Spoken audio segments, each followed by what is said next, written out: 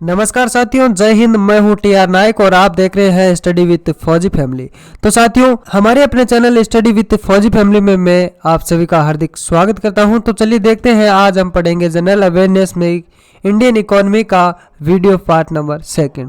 तो चलिए देखते हैं आज के इस वीडियो का पहला प्रश्न। यह रहा आपकी स्क्रीन पे।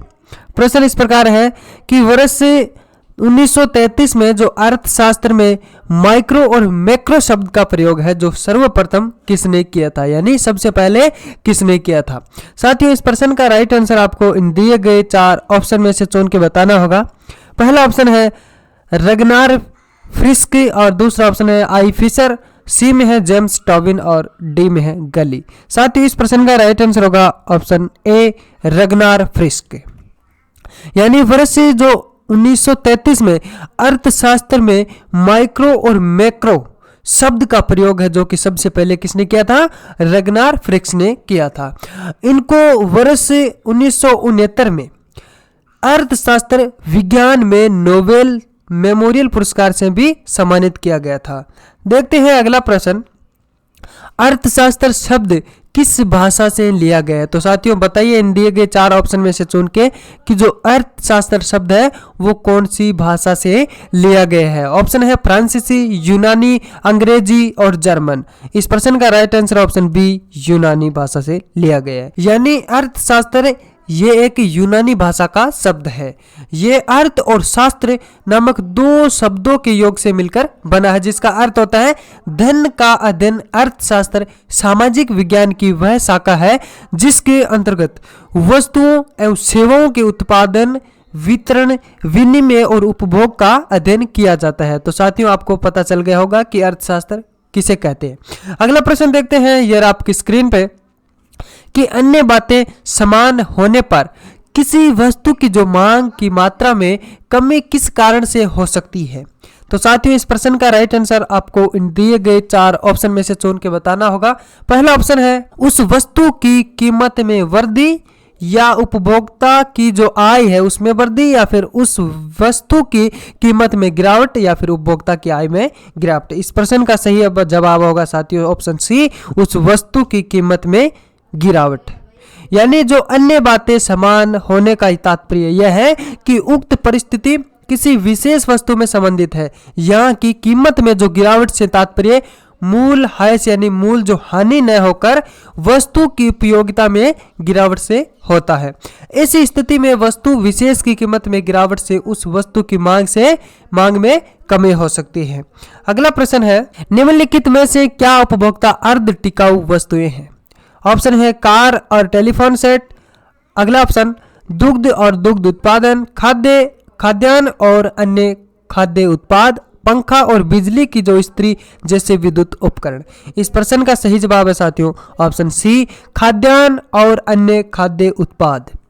यानी खाद्यान्न एवं अन्य जो खाद्य उत्पाद वस्तुओं का जल्द जैविक अपघटन हो जाता है तथा प्रयोग के लायक नहीं रह पाती है, अतः ऐसे जो पदार्थ है वो अर्ध टिकाऊ होते हैं।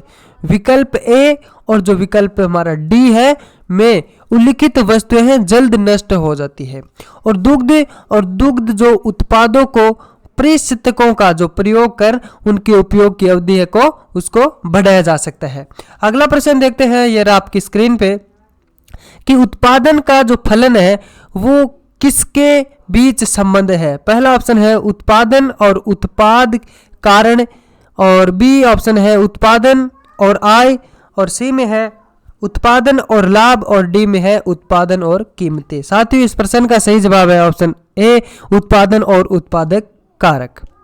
यानी उत्पादन फलन जो कि उत्पादन और उत्पादन कारक के मध्य संबंध है। उत्पादन फलन उत्पत्ति के साधनों एवं उत्पादन के भौतिक मात्रात्मक संबंध को बताता है। और वस्तुतः इसमें क्या है कि उत्पादन फलन एक अभियांत्रिक धारणा है।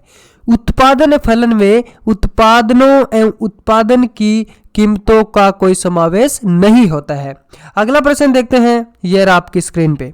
प्रश्न यह है कि श्रम विभाजन की धारणा का समर्थन किसने किया था। तो साथियों बताइए इस प्रश्न में इस दिए गए 4 ऑप्शन में से चुन के कि श्रम विभाजन की धारणा का समर्थन है जो किसने किया था। पहला ऑप्शन है किन्स, और दूसरा ऑप्शन है मार्शल स्मिथ, और लास्ट ऑप्शन है बाउमोल। इस प्रश्न का सही जवाब होगा साथियों ऑप्शन सी स्मिथ। यानी स्मिथ ने श्रम विभाजन को पूर्णतः क्या किया था, प्राकृतिक मानते हुए उसका मुक्त स्वर में समर्थन किया था। यह उसकी वैज्ञानिक दृष्टि और दूरदर्शिता को दर्शाता है और उसके विचारों के आधार पर अमेरिका और यूरोपीय देशों ने मुक्त अर्थव्यवस्था को अपनाया था और शताब्दियों बाद यानी कुछ शताब्दियों बाद भी उसके विचारों की जो प्रासंगिकता है ना उसकी यथावत वो बनी रही थी। और उत्पादन के जो भिन्न भिन्न पहलुओं का विश्लेषण करते हुए स्मिथ ने कहा कि उद्योगों की जो सफलता में मजदूर और कारीगर का योगदान भी कम नहीं होता है। वे अपना श्रम कौशल का निवेश करके उत्पादन में सहायक बनते हैं। अगला प्रश्न देखते हैं, व्यष्टि अर्थशास्त्र और समष्टि जो अर्थशास्त्र शब्दों का निर्माण किसने किया था। ऑप्शन है अल्फ्रेड मार्शल, रेगनर नक्रश, और सी ऑप्शन है रेगनर फ्रिश्च, और डी में है जे.एम. किन्स। इस प्रश्न का राइट आंसर होगा ऑप्शन सी रेगनर फ्रिश्च। यानी रेगनर फ्रिश्च ने 1933 ईस्वी में व्यष्टि और समष्टि जो अर्थशास्त्र का व्यापक रूप में प्रयोग किया, जिससे उन्हें प्रसिद्धि प्राप्त हुई और वह नॉर्वे के जो अर्थशास्त्री और 1969 में अर्थ टिनबर्गन के साथ आर्थिक विज्ञान में पहली नोबेल जो मेमोरियल पुरस्कार प्राप्त किया था। अगला प्रश्न देखते हैं, निम्नलिखित जो किस कारण से एक आवश्यकता मांग बन जाती है। पहला ऑप्शन क्रय क्षमता से, या फिर क्रय की जो आवश्यकता उससे, या फिर क्रय की इच्छा से, या वस्तु की उपयोगिता से। साथियों इस प्रश्न का सही जवाब होगा ऑप्शन सी जो क्रय की इच्छा है उससे। यानी क्रय की इच्छा आवश्यकता को मांग में बदल देती है। जब वस्तु की खपत बढ़ जाती है तब क्या होता है, उसकी उपयोगिता बढ़ जाती है, जिस कारण आवश्यकता मांग बन जाती है। अगला प्रश्न देखते हैं कि ऐसा अर्थशास्त्र जैसा उसे होना चाहिए, यह कथन निम्नलिखित में से किसके संबंध में सही है। तो साथियों इस प्रश्न का सही जवाब आपको इन दिए गए 4 ऑप्शन में से चुन के बताना होगा कि इस प्रश्न का राइट आंसर क्या होगा। पहला ऑप्शन है मानक अर्थशास्त्र, और बी में है सकारात्मक अर्थशास्त्र, सी ऑप्शन है मुद्रा अर्थशास्त्र, और लास्ट है राजकोषीय अर्थशास्त्र। इस प्रश्न का सही जवाब ऑप्शन ए मानक अर्थशास्त्र होगा। यानी ऐसा अर्थशास्त्र जैसा उसे होना चाहिए मानक अर्थशास्त्र से संबंधित है। सामान्यतः इसमें क्या है कि अर्थशास्त्र को 2 रूपों यानी सकारात्मक एवं मानक अर्थशास्त्र के रूप में देखा जा सकता है। और सकारात्मक अर्थशास्त्र का आशय व्हाट इज यानी अर्थात क्या है, जबकि मानक जो अर्थशास्त्र का आशय व्हाट शुड बी अर्थात यानी क्या होना चाहिए। मानक अर्थशास्त्र समाज कल्याण से संबंधित है। तो साथियों आशा करता हूं ये प्रश्न आपको समझ में आया होगा। देखते हैं अगला प्रश्न, ये रहा आपकी स्क्रीन पे कि उत्पादन के मूल्य और वर्धित मूल्य के बीच अंतर किया जा सकता है यदि विदित हो तो साथियों इस प्रश्न का राइट आंसर आपको इन दिए गए 4 ऑप्शन में से चुन के बताना होगा।